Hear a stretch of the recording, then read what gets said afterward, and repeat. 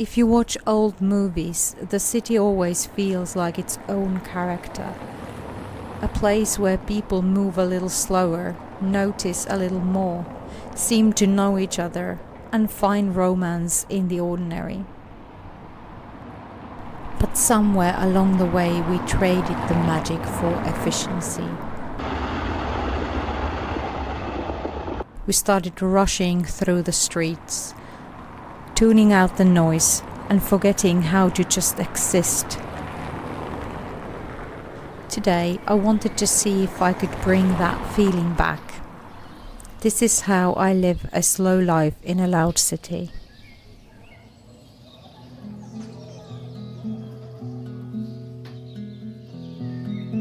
For me, it all starts at home.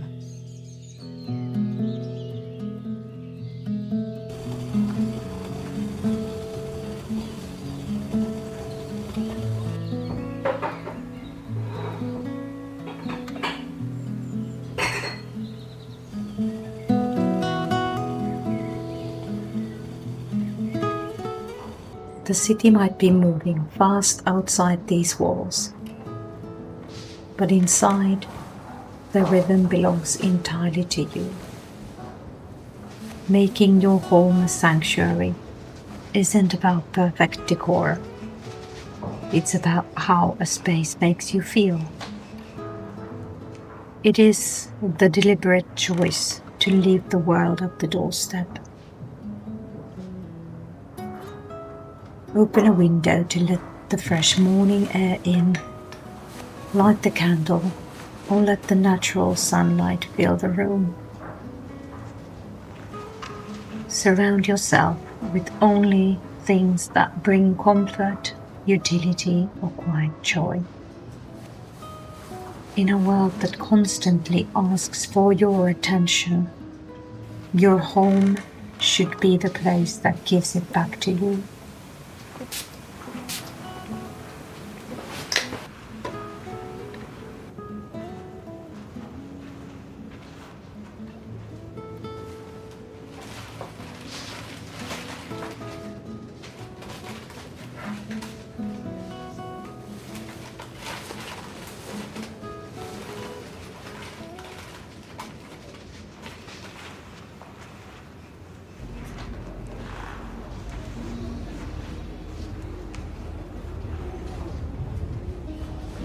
The city is full of shared spaces,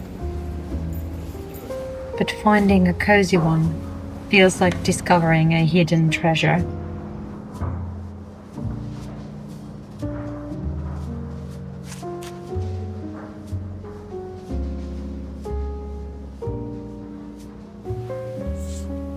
It is the quiet corner in a neighborhood library or in an independent bookstore where the world seems to slow down.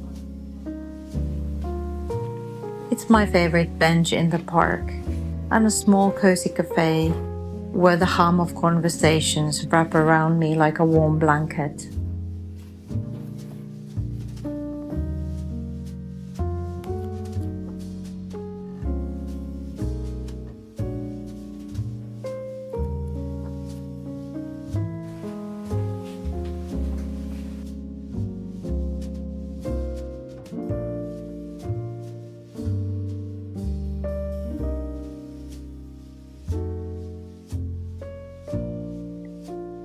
Living slowly in the city means finding these pockets of peace, places where you can sit, observe, and just simply exist without needing to be productive.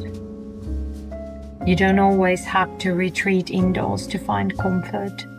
Sometimes the best way to feel grounded is to step outside.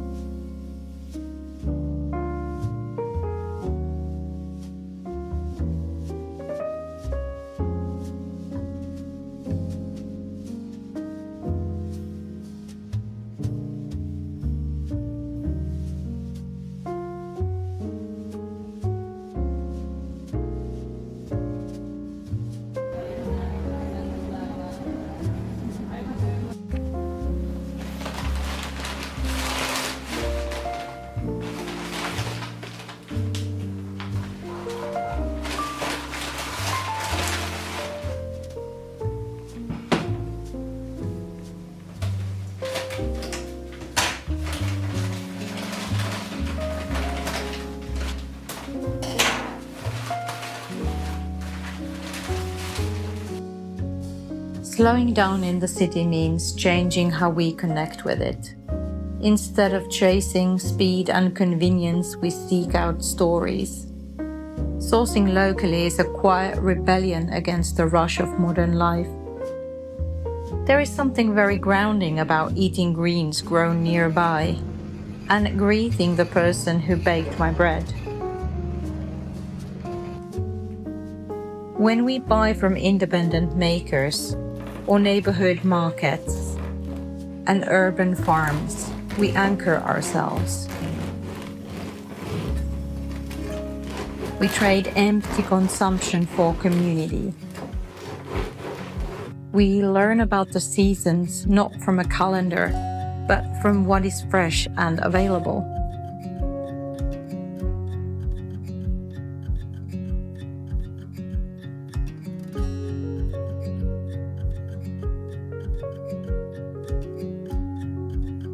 In an ideal life, in an ideal world, the ideal version of me would buy everything locally. Of course, it's not always possible, but it does bring me joy when I get a block of good cheese from our local deli, or when I manage to fill my wardrobe with clothes from the nearby second-hand shop.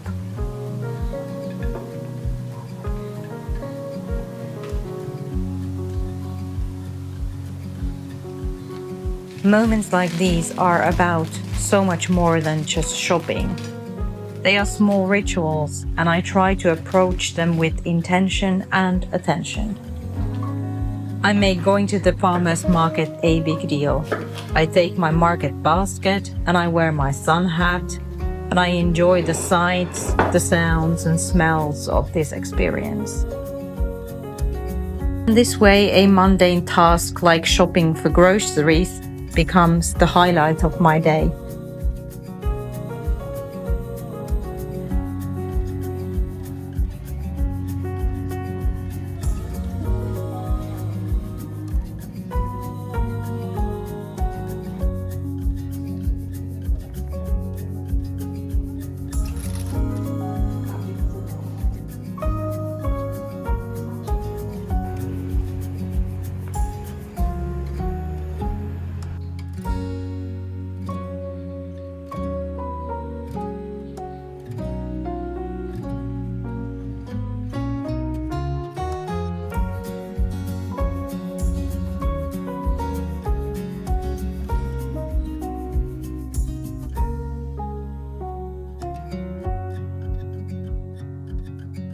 I admit that this is something I have struggled with in the past, especially in the summer. It's somehow easier for me to immerse myself in autumn, winter, and spring. Each of them have their own celebrations and rituals, traditions to look forward to. But summer is different. I thought that I would need to live in a house with its own garden in order to enjoy summer properly and the right way. This summer has felt different though. I made a deliberate decision to not let living in an apartment spoil my summer. And I have just very simply started to do the things I have been wanting to do. And this has changed everything.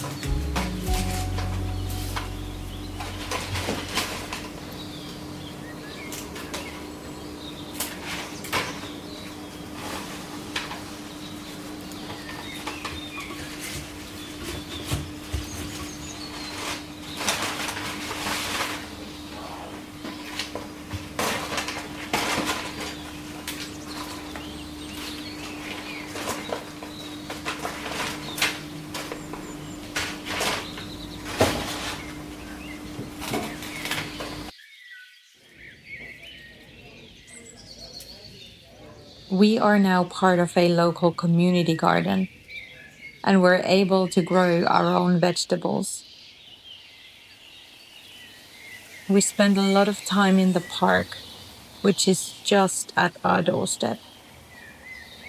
I'm growing herbs and tomatoes on the windowsill and in the balcony, and I'm learning more and more about preserving, fermenting, and jam making.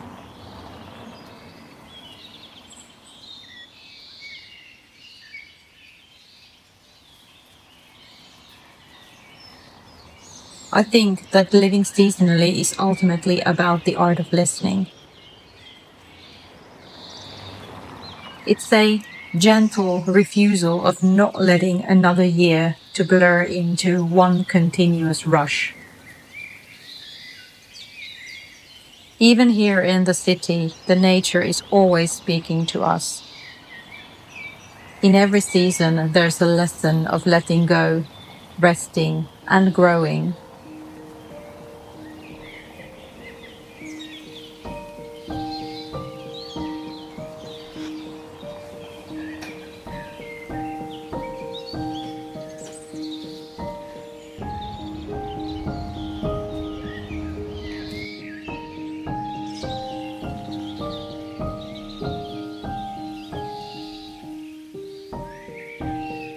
Nature is the antidote to the city's grayness and concrete.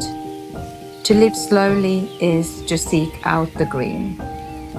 It's the cool feeling of grass beneath my feet and the canopy of old trees in the park filtering the afternoon light that connects me with the nature and the seasons.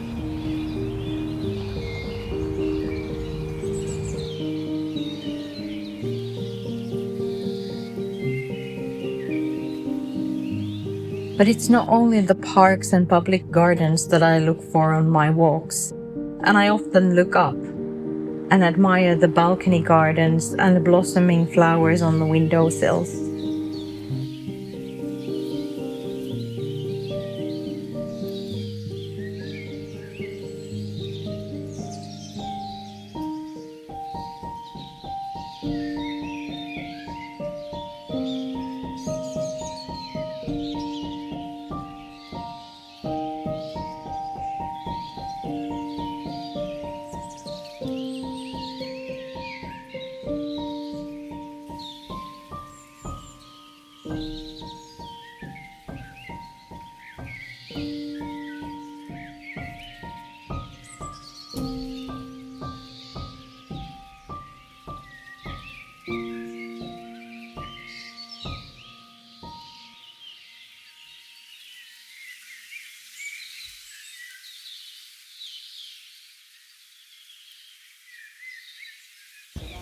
Prague has an endless amount of courtyards and hidden alleyways. And if you keep your eyes open, you can sometimes get a sneak peek of these private spaces.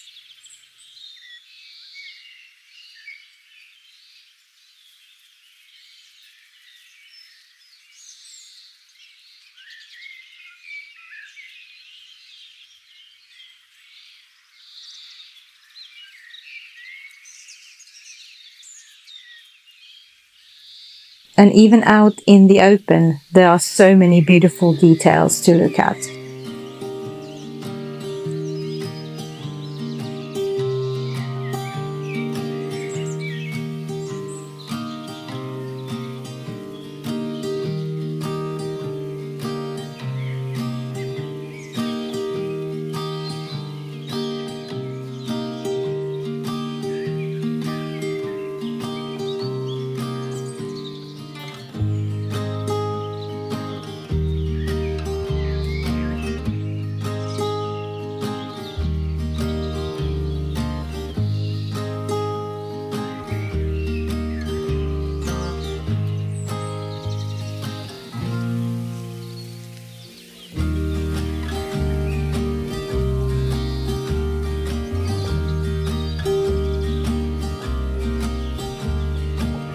I hope you got some ideas and inspiration for living more slowly and intentionally from this video.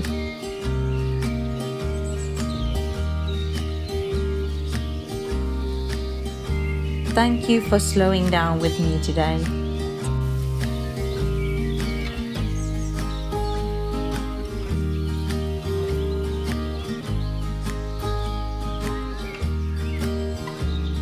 Take a deep breath. Step forward with intention and decide what deserves your attention today and what you choose to let go. Until next time.